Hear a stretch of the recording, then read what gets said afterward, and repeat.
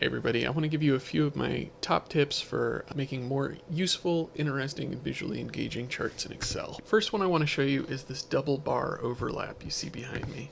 This is something I get asked about a lot. So we're going to click into our series, and under the series options, there's a series overlap. If you turn that down, you'll have two separate bars. You turn it up, they're right back above each other. You can edit these separately. One of them will have no fill and just a border, and the other one will have a fill, in this case a gradient fill. Once you've got them both styled the way you want, you turn your overlap up to 100 and boom, you've got a double bar chart with 100% overlap. All right, the next one is taking a metric out of your cell and putting it into a text box. So if you create in a text box like you have here, don't enter in any value into the text box. Instead, go to your formula bar, hit equals, and then click on the cell you want it to reference. Now this text box is always going to update according to a cell, which makes it a little easier to break things out of the grid layout and have a little more flexibility in your design. Next one I want to show you is what I call a lollipop chart. I'm not sure what the technical term is for this, but if you drop a line chart into Excel, click into your series, there's an option for the marker.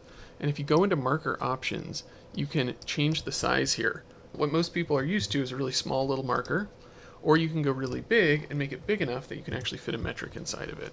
The last one's a little more general, and this is just thinking about the different fills you can use in your charts. So when you have a series in your chart and you start to format it, your fill options include fill, solid fills, gradients, and pictures, all sorts of different things. In this case, I've used a tiny little icon of a person as my fill.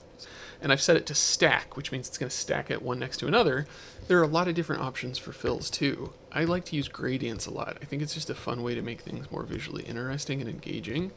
Gradients are a little tricky to get a hang of, but if you click into your series, select gradient fill, find a color you like. If you have a dark background, you maybe want a slightly darker color, a light background, a slightly lighter color, and fill in one color on one side, and then on the other side, do the same color, but on your color wheel or your color selector, just make it a little darker or rotate the color wheel just a little bit from one side to another. And what that's going to do is it's going to give you a nice balanced fill. If it looks a little funky too, you can always go into the transparency section here and adjust it a little until it looks right. Easy way to get a nice, cool, engaging gradient that adds a little depth to whatever you're making. So those are the big ones. I've got lots of other tips for lots of different charts, so let me know what you're interested in, what kind of charts you want to see made in Excel, and if you want copies of these types of charts or my other charts, I've got a newsletter you can subscribe to. There's a thing in my profile to get to it.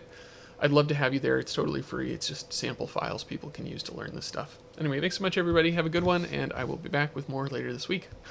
Bye.